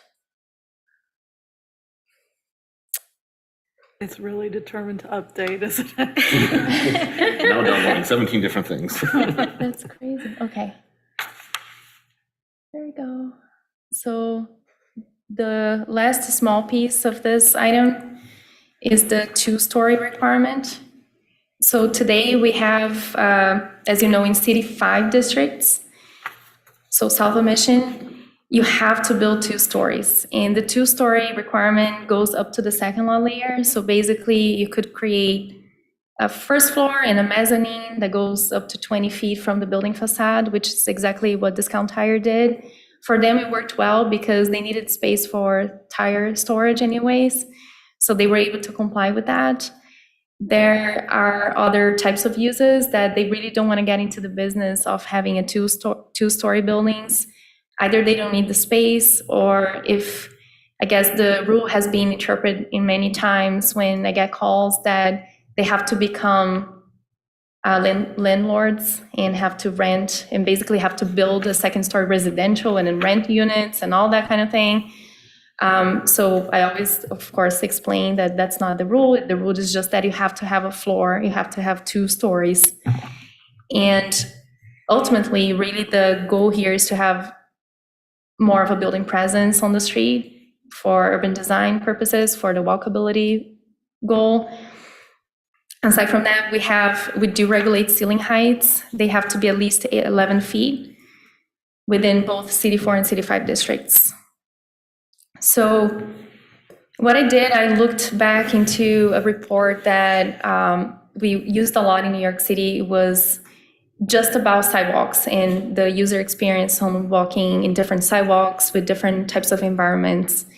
And when you put an average person on the sidewalk and you look at what in the building really is impacting their experience, that's what the diagram is showing. So really, from a distance of 10 feet from the building, it's the first 17 feet of the building that you're looking at. In Mission Street, with the 15-foot setback, we're going to be looking at a slightly higher height. I didn't do the diagram, but I imagine it will be pretty close to 24 feet. So that's just a kind of way to look into this and try to make sure that we are not losing the goal of the rule. But then I still want to question if we do need to require 2 stories, if we need to have a floor inside. I'm not seeing the floor when I'm walking on the sidewalk. So I do feel that that could be a compromise. And then I noted this before, but when you're looking at selecting a site for development, you have several items that you think about, right? This is basically a list from Placer AI. It's an AI tool that real estate agents are using, especially in the commercial world. And Mount Pleasant, Mission Street, more specifically, often hits all these boxes, as a good place to come. But a lot of some of the zoning rules, especially the second-story rule, has been deterring investment because they will have to basically spend more to build. And then with taller ceiling heights as well, you have higher maintenance costs for heating that space, for cooling that space. And so that has been a deterrent rule that I've heard from very passionately from at least like 3 real estate agents that represent different companies. And so I'm very passionate about urban design and sidewalk experiences. So I do want to be very mindful on this. And I looked into the Congress for New Urbanism and what they suggest. And I did find a suggestion that a 24-foot in height gives you that massing that we need. They did not say that we should require a number of stories, but that requiring 24 feet would be a good way to accommodate the goals that we have. And then buildings that go behind the building. So let's say you're doing a larger development, you have multiple buildings that are behind that, you can allow them at any height. So that's another potential clarification that we can make if we have infill development. So you have a strip mall in the back and then you're doing infill development along the frontage, then you can those buildings along the frontage have to comply with the rule, but the strip mall in the back potentially can stay as is or can be enlarged with shorter heights and stuff like that. So yeah, that's my last one on this kind of small proposal version of this topic. Institutional memory. Yeah. Well, I think. Where did the second story, why? Well, I think the reason for the second story was that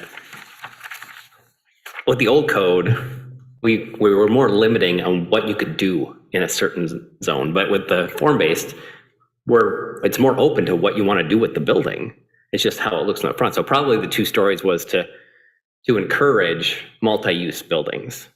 But as far as how it looks, I don't think the 2nd story would really be required.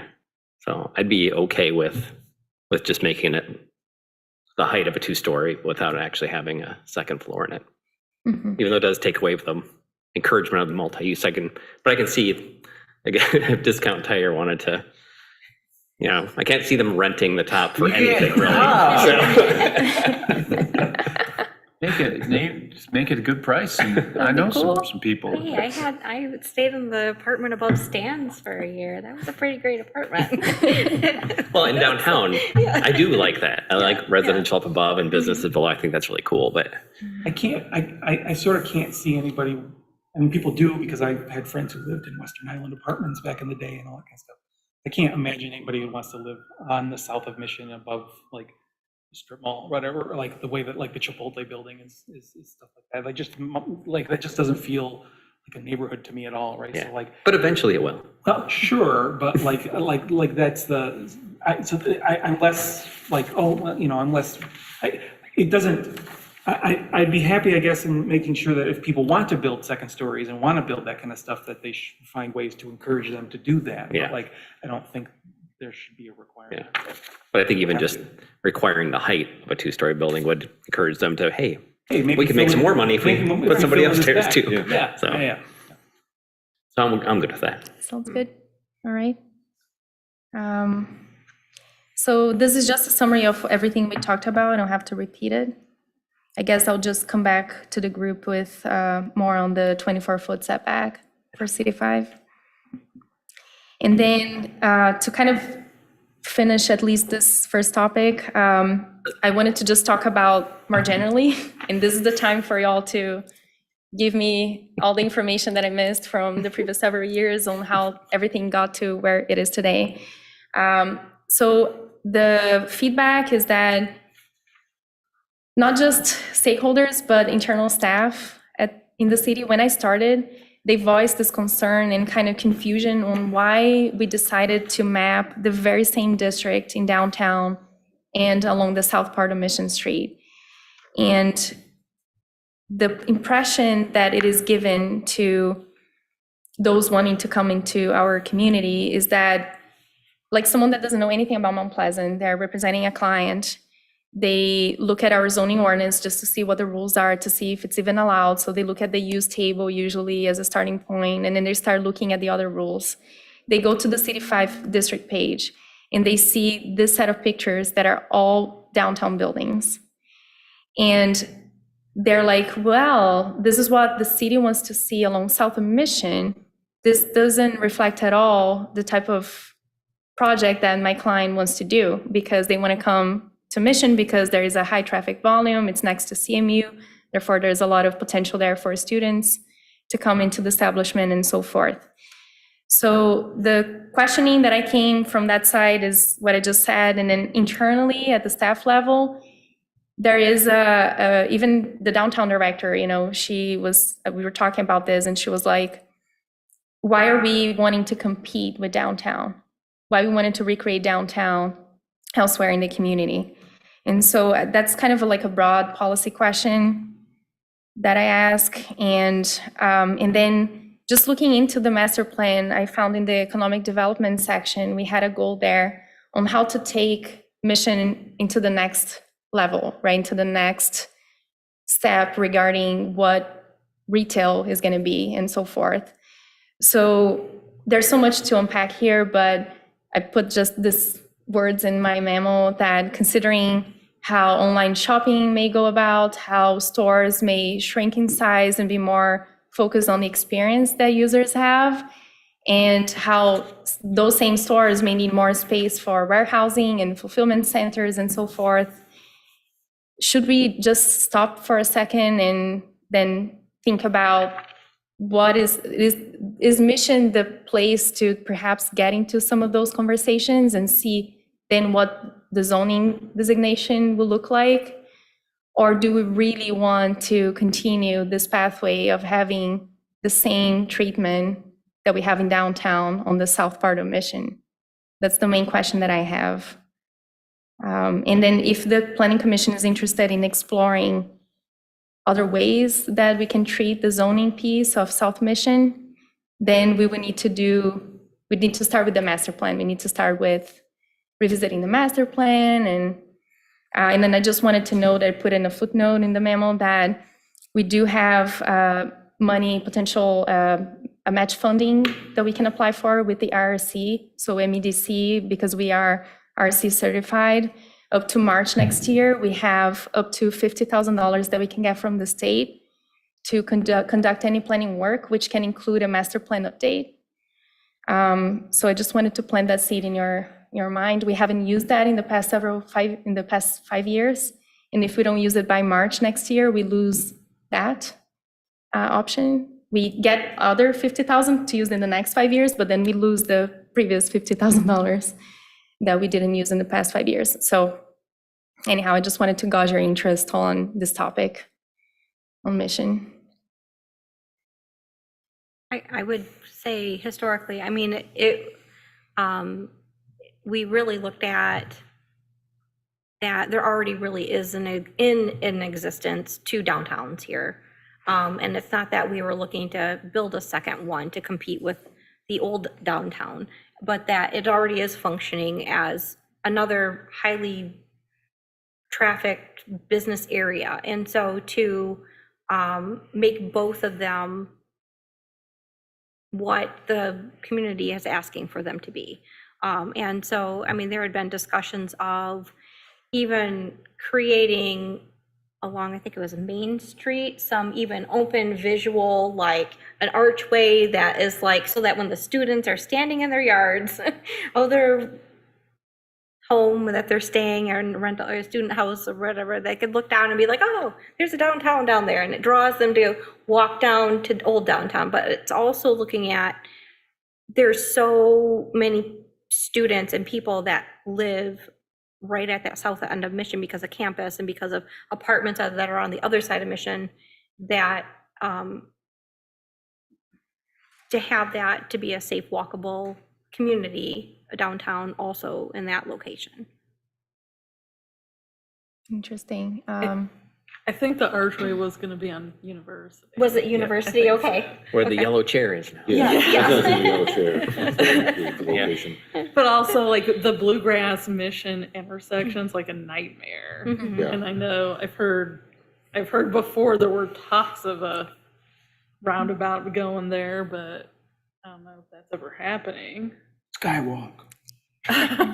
So That makes a lot of sense, actually. You put a roundabout there, you have to do what my hometown did. and just Bluegrass have a is the giant very fountain in south middle of one. it, right? Is the very south one, Bluegrass, the Bluegrass, first one?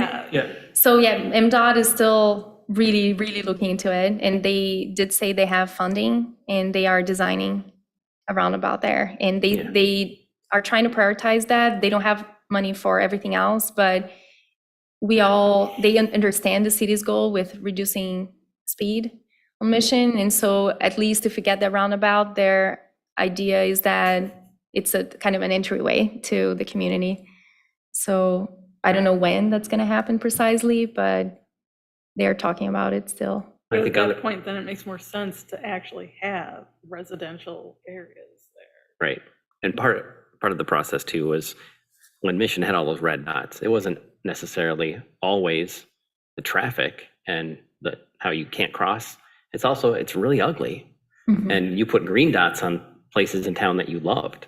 And the downtown was part of that. So people Yes. loved the way the downtown looked. They hated the way Mission Street looked. So Yes. I can kind of see that factoring into also, we'd like it to look more like downtown because Gotcha. it's really ugly I'm a runner and I tried just running down Mission because there's a sidewalk the whole way. And it's like, but they're trying to make it walkable and run. It was terrible. I mean, the It's noise, the noisy. lights, yeah, So just many everything driveways was, to cross probably. right, yeah, up and down, all these driveways. So it's, you can technically walk on it, but it's not some place I'd want to go for a walk. But downtown, I walk down there pretty regularly, so. They had, like, at the kind of the presentation of the ideas of the compilation of all the input, they did these beautiful drawings of what that would look like if we get to the point of South Mission getting to that more walkable downtown vision that we're hoping for. And they had them on the wall, and everybody coming in was just like, oh, yes. Like it just, they were beautiful. They were what people were really expressing that they were looking for. You want like a Grand River at MSU? Where you have all the apartments in the back again, and you have all the things all in a row, and the kids then all walk to them. Yeah. Might be somewhat similar traffic counts now that you're Yeah. thinking about it. One of the things that this discussion reminded me of is when I think about, I don't know if it was like 2014, 2013, when they put in that Courtyard by Marriott on campus, and I know that was controversial in the community at the time. And so it's like, well, why put that on campus? To me, it seems kind of odd that it's within campus property. How that agreement works is, that's, I don't understand it fully, but it seems like, okay, here is a need for that, and that vision wasn't coming from local developers necessarily. They're the ones that were upset about it. So I remember my very first planning commission meetings, someone was grumbling about it. Someone who had been on the commission at the time was grumbling about it because they're like, why is the university doing this? And I think it also speaks to a need for creativity and, taking comparisons with your, people are saying, hey, I'm going to, I want to make sure that this investment can work with the money. Well, helping people see some different ideas, I'm guessing the complaints that were coming through to Manuela's phone line usually probably weren't, reflecting a vision that, hey, there was a need. Turns out that by all counts, that seems to be that there was a need for that, taller building.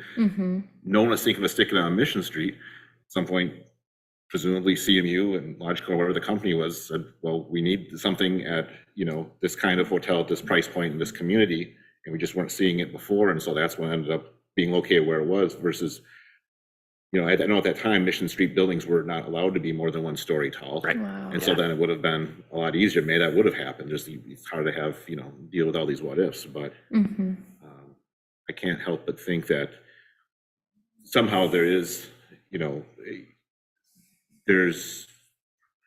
that's where I'd just like to let that, play a little bit longer, maybe as, enrollment changes, maybe as economic conditions and rents change, especially because we've been a, county where it's been, population been dropping, between 2010 and 2020 census. Right. Yeah. Because I think it also affects, profit margins for things like, hey, put a fast food restaurant in Las Senoritas. It might not just be that, but it also could be, well, there's only, a certain amount of money that it's going to be profitable at that price point for buying the real estate plus everything else factors, based Right. on what products you're selling. We have an awful lot of, fast food restaurants in this town as is. We For do. city this size. Is there any utility in creating a district for the south part of Mission that has the same exact requirements as the CD5 district and then just call it something different so that those people don't look in a plan and just see, like, just like, hey, it's a different district, but it has the same For the requirements. outsiders. Yeah,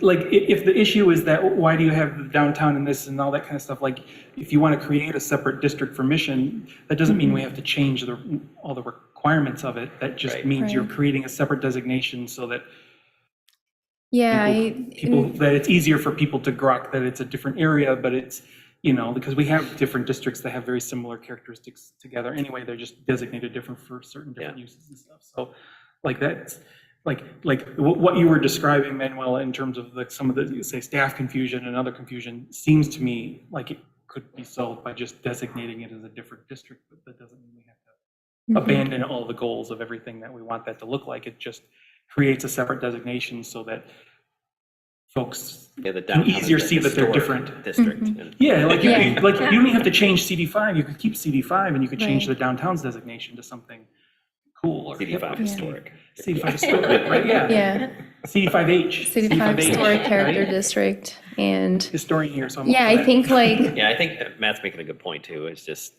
be nice to let it play out a little longer to see. mhm, And I understand there's a lot of frustration from people mhm. about it, but and maybe we give it another 5 years and then we're like, okay, it's not really working. We need to do something. Or maybe at that point there's enough new things and they're like, Yeah. we have lots of examples of how actually it's turning out the way we wanted it to. So Mhm.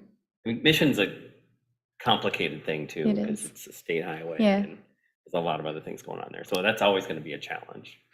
Yeah, also this is, the very first conversation that I have with all of you about Mission Street, so we can sit on it and think more about it and, revisit this later. I'm just gonna throw it out there just Yeah. for some really historical. Back when it was a dirt road. Yeah, pretty close, though. It was actually When I attached to a was- mission. When I was here years ago as a college student, though, I mean, that South Mission area, it was that was the definition of blight. It was just very ugly looking buildings. They were just very industrial looking. They looked like they were questionable if they were in business or not. And Stadium Mall was like the newest, hippest thing Yes, there because it it's where you was. had Warehouse Records and you had all that Yes. stuff. Yeah. yes, and it just was very to see that we can have, and it was really the thought of, well, this is this farming community, this is this urban farming area, and you can't have chain restaurants that will succeed. You can't have these commercial businesses that are like, they won't succeed here. And I think this community has really shown quite to the contrary, because I mean, I have some close friends that live in Midland, and we have more than they have in a lot of ways. I mean, that are succeeding and continuing. And I mean, I think that we can show that we should listen to our stakeholders. We can look at like what they're asking for, what they're wanting, and because I think that it shows a community really would like it. Yeah, thank you. That's reassuring to hear for sure. That's great to hear. So yeah, I can just walk you through the last couple of slides on this first topic. So I mentioned this before, but this is what we have today in the master plan for Mission Street and its future reconstruction.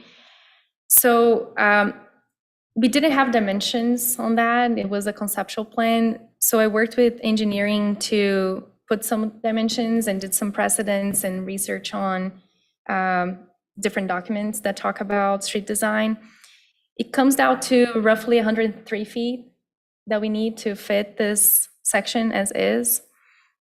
In speaking with MDOT, I just want to report to all of you that we've been engaging with MDOT in the past several months. When I started, we already had one meeting every, let's say, 2-3 months with them. And during that process, they committed to do a study on Mission this year. So right now, they are about to start to do some pedestrian counts and traffic counts on Mission.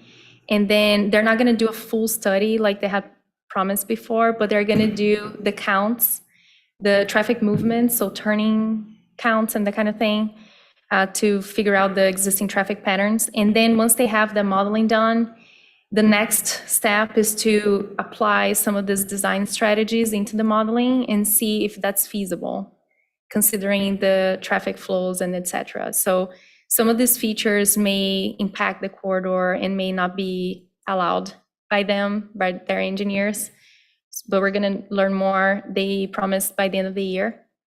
And because of that RSC funding that we have, my hope is that once we get that information, that we can then handle that to a consultant to design some alternatives based on that information. The overall goal is to have the city aligned with MDOT and do something that works for all of us. So in speaking with staff, I just wanted to note that when looking at the section, staff told me that obviously the ultimate goal here for Mission is to create a multimodal route that's more walkable. So we all agree, and MDOT is in the understanding that we do want to create a modern boulevard on Mission, that there's no question about that. The only thing is, with this design that we have in the master plan, because of on-street parking, traffic speeds will likely have to reduce so drastically that we're going to lose the traffic count, and then the state connection is going to be rerouted to outside of the city. And therefore, we're going to lose vehicle traffic, which loses the main point in that real estate agents use to bring developments to Mission. So that's just a concern, but What's the minimum modeling will traffic tell us count more. needed? Sorry to interrupt, but what's the minimum traffic count needed for there to be like a business 127? It's basically the scenario you were mentioning. I don't know the details, Matt. Yeah, sorry. Because I can know in like the Upper Peninsula, there's some business loops that don't have, they just can't have that much vehicular traffic for the loop. I don't know if it's grandfathered in or not, but I mean, that would be some useful data to find out and bring back To to us. compare. Yeah, that's a good question. Yeah, we should slow it down and dare them to. Well, actually, Well, there's so people in town who basically- frankly want that. There's people who currently avoid Mission because they don't want to get hit from behind when it's, Yeah. when they feel the speed limit is too fast. The and- locals avoid Mission. I'm on Yeah. that group. And the folks that are driving through, they want to go to Mission because of the services and because of the, way, I guess, Overall being a state route and convenience, everything and the right. speed. So it's a walking, push and pull situation. So basically you want to know from MDOT what's the trigger, right? Yeah, what's the minimum threshold of vehicle count per day? Because yeah, you don't want to do anything that jeopardizes business loop status, because I'm just thinking like the maintenance of all that, and in addition to the Right. attracting investments. But Mhm. I guess from seeing some business loops that have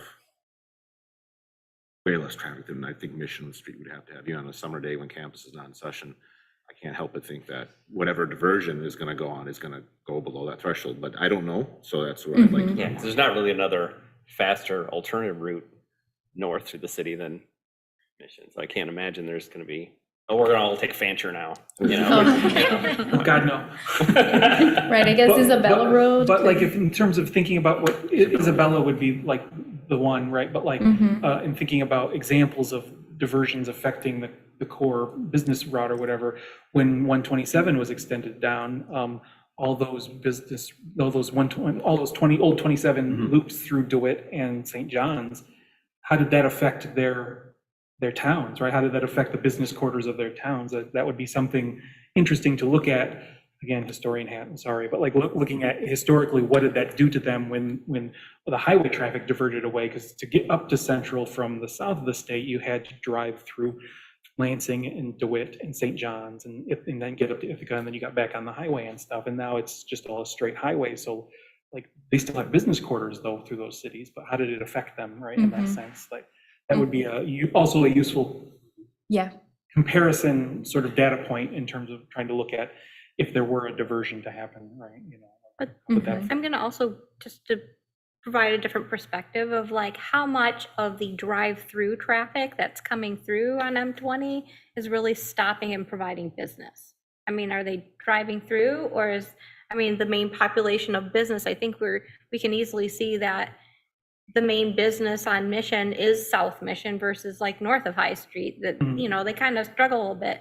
But that's because of its location The CMU, to CMU and the students and the walkability need right there. Right, like if you're just driving through to go up north, you're not taking the business loop into town just because you want to, you're gonna stay on 127. Just because you want to slow down and drive down Mission. Yeah, but so the locals, I avoid Mission almost any chance I get, except when I have to go on Mission and go Right. to a place, right? Right. So like that's not, that sense is part of the equation as well, Yeah. right? So from what you hear, say theoretically, if, like North Mission where it's 40 and South Mission where it's 45, I know this, I've been told by prior planners that once upon a time, even before their time, the city had tried to drop the speed limit. Mission, got speed study, and then they actually had to increase based on the I've MDOT, heard it was the 85th percentile of drivers, Right, and so yeah. they put the nearest 5 for doing that. Yep. But, it's like, say, if it goes from 45 to 40 or 40 to 35, theoretically, 2037 or some other time that's clear in the future. Even then, it's not gonna, someone's going to live, I don't know, say over by the high school, they're like, Mission Street is only 5 miles faster, 10 miles faster than Crapo or some of those other north-south streets with a bunch of stop signs, zigzag. It's not gonna turn a whole bunch of traffic onto those streets just because there's a slightly slower, slightly safer Mission Street. And I'm guessing, I think you alluded to this too, is most of the business for all those businesses on Mission are Isabella County residents. So it's not like we have a whole influx of tourists who are here all the time. And Yeah. they need to come down Mission to shop. So Yeah, I think we just tend to go where we need to go, regardless of where it is in town, so.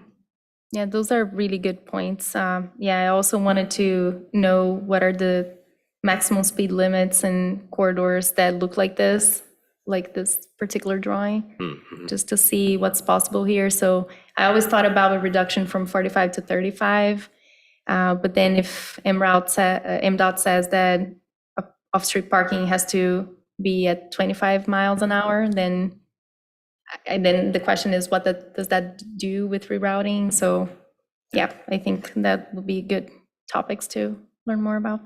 Appreciate your feedback. So yeah, I had sketched this option here.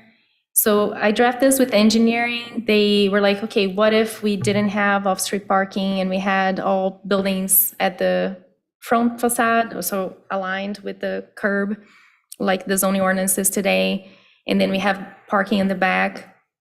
Could we think about perhaps not having on-street parking, what that would do with the section?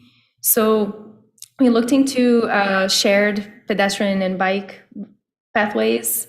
So if we would to do a larger sidewalk that also accommodate bikers on Mission, remove the on-street parking,